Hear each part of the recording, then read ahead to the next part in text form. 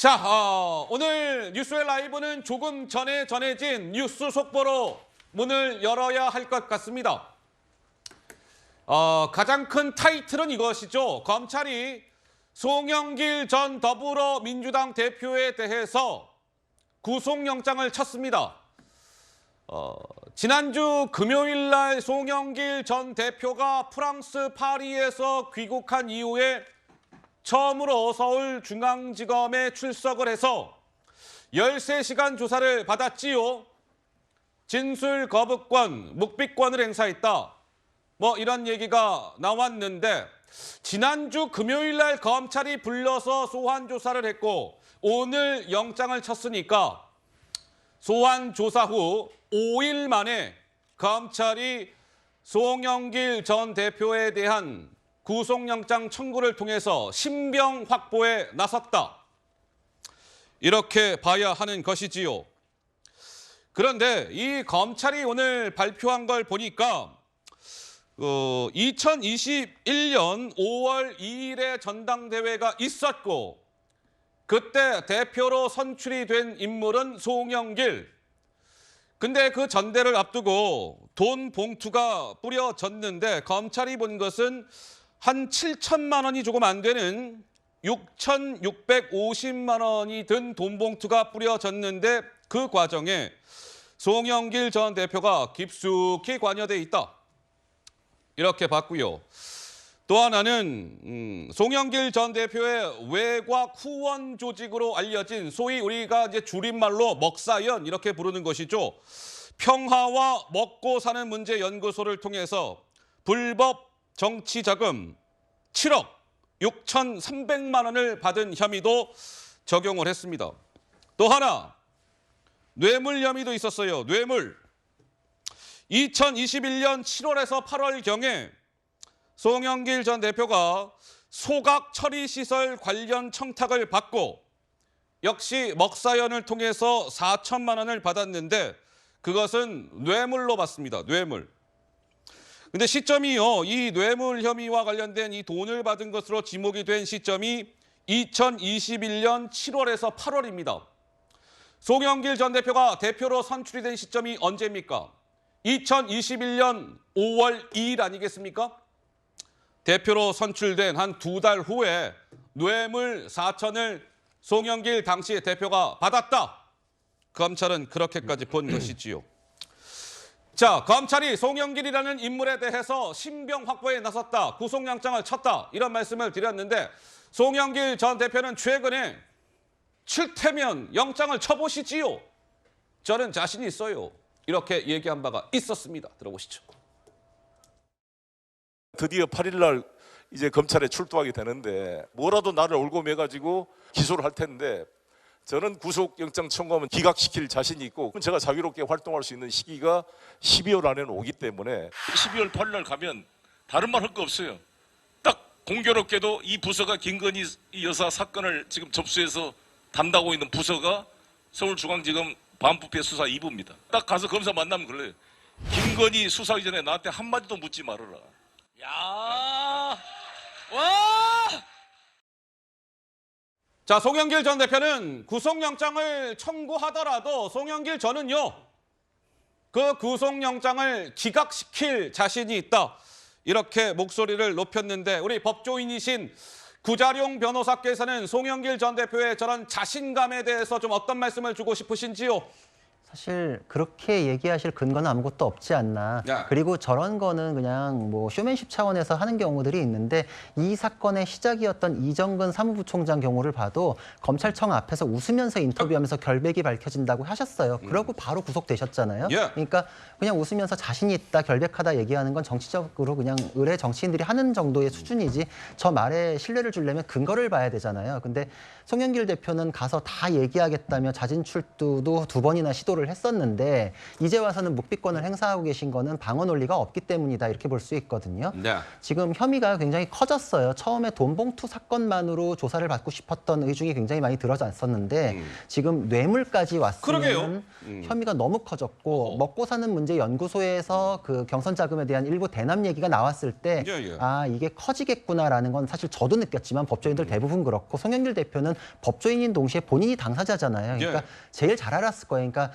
그 소환 조사 이 요청이 없었는데도 자진 출두를 2번이나 하려고 했던 건 추가 혐의에 대해서 나오는 게 너무 우려돼서 돈봉투 사건만 가지고 조사를 받고자 했었던 것인데 결국 의도대로 안 된 것이죠. 그러니까 지금 와서는 예. 뇌물 정치자금법 위반에 대한 혐의가 오히려 너무 커졌기 때문에 본인 스스로가 구속에 대한 걱정이 너무 많아서 이제 와서는 묵비권 행사도 하시고 지금 정치적으로 풀어가시려는 이제 행동들을 많이 하시는 걸로 보이는데 예. 사건만 놓고 보면 강래구 감사, 윤관석 의원, 그리고 박모 보좌관 네. 다 구속됐잖아요. 예. 그것보다 혐의를 같거나 높게 봐야 되거든요. 적어도 같거나. 근데 다 구속됐는데 같게 보면 사실 그걸 발부 가능성이 높다고 볼 수밖에 없잖아요.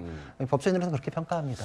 자, 송영길 전 대표에 대한 구속영장이 오늘 청구가 됐기 때문에 이제 법원에서 송영길 전 대표에 대한 구속영장 실질 심사라는 것이 진행이 되겠지요? 통상적인 스케줄로 비추어 봤을 때 아마도 오늘이 수요일이니까요. 이번 주 금요일, 그러니까 모레쯤에 영장 실질 심사가 진행이 될 듯합니다. 그렇다면 송영길 전 대표에 대한 구속 여부는 모레 밤 늦게 또는 그 다음 날, 그러니까 이번 주 토요일 새벽쯤까지는 구속 여부가 결정이 되겠지요.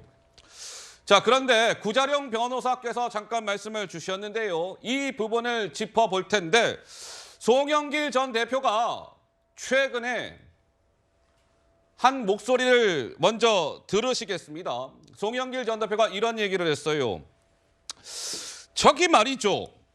검찰이 송영길 저를 구속시키려 들 텐데 뭐 감옥에 가지요.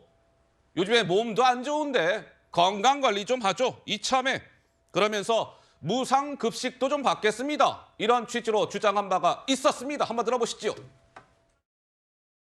다음 주에 저를 구속영장 청구하려고 그러겠죠. 아마 준비해서 다음 주에 저를 구속시키려고 할 것 같습니다. 검사가 우리 집 그 압수수색 올 때 그랬어요.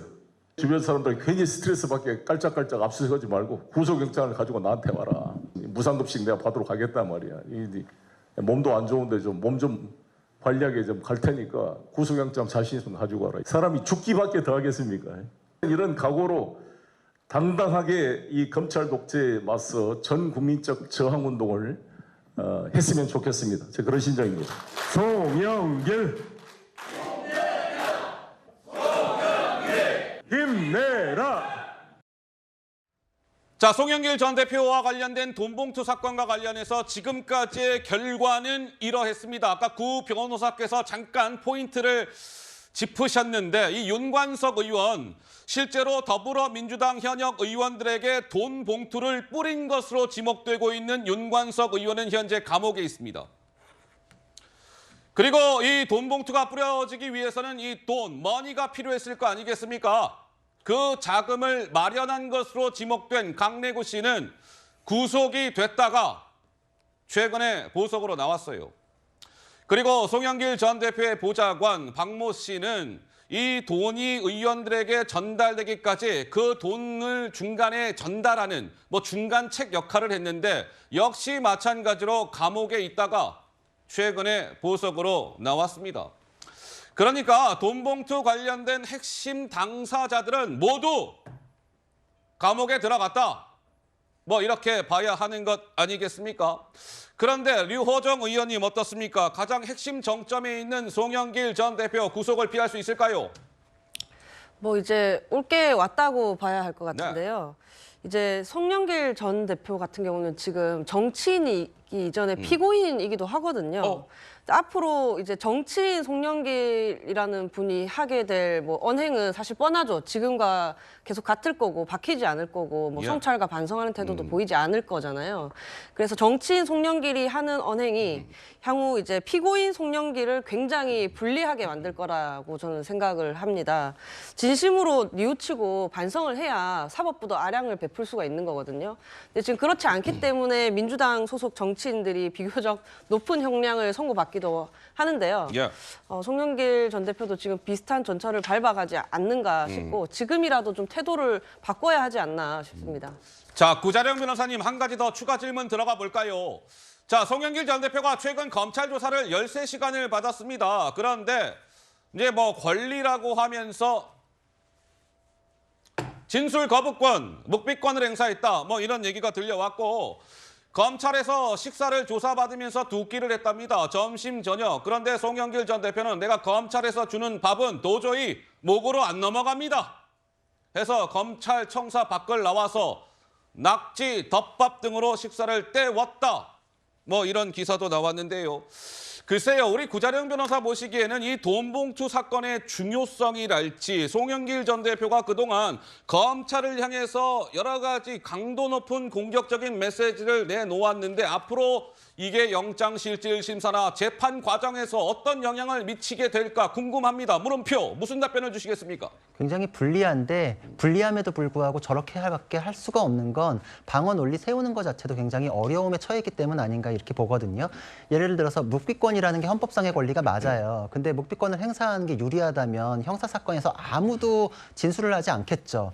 근데 다 진술하잖아요. 오히려 네. 묵비권 행사하는 게 예외적으로 지금 정치권에서 논해지고 있는데 그게 왜 그러냐면 형사 사건에 대해서는 내가 조사를 받는 건 혐의에 대해서 수사기관이 묻는 동시에 저도 유리한 거에 대해서 적극적으로 방어권을 행사하고 예. 설득시켜가지고 더 이상 진행이 안 되고 불송치, 무혐의 이런 처분으로 갈 수 있게끔 하는 기회이기도 하거든요. 그러니까 그게 같이 이루어지는 거예요. 근데 내가 묵비권을 행사하는 걸로 죄가 그냥 없어질 것 같으면 다 그렇게 했겠죠. 근데 그게 다 얘기한다고 하시다가 마지막에 묵비권 행사하겠다라고 하신 거는 그냥 사건에 대해서 말을 하지 않는 게 오히려 나중에 새로운 걸 집어넣을 때 조금 더 낫겠구나 하는 판단이 있으신 것 같은데 지금까지 얘기를 하지 않은 거는 법원에서도 이 사람은 방어 논리가 없구나. 예. 사실관계에 대해서 해명이 안 되는구나.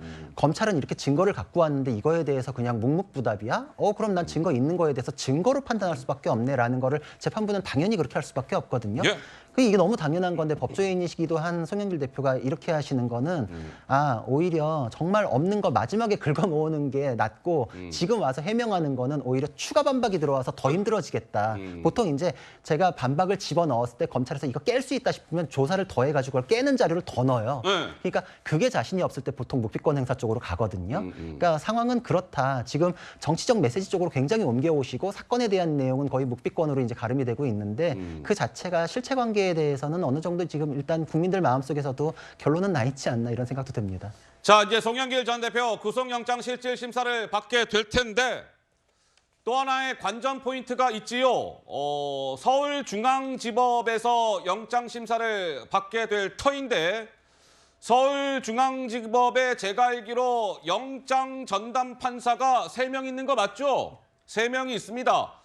근데 그 3명 가운데 어느 판사가 송영길 전 대표에 대한 영장 심사를 맡게 될지 그 부분도 관전 포인트일 겁니다. 왜? 일전에 이재명 민주당 대표에 대한 구속영장은 유창훈 판사로부터 기각이 된 바가 있기 때문에 뭐 이렇게 저렇게 관전 포인트가 많을 것 같습니다.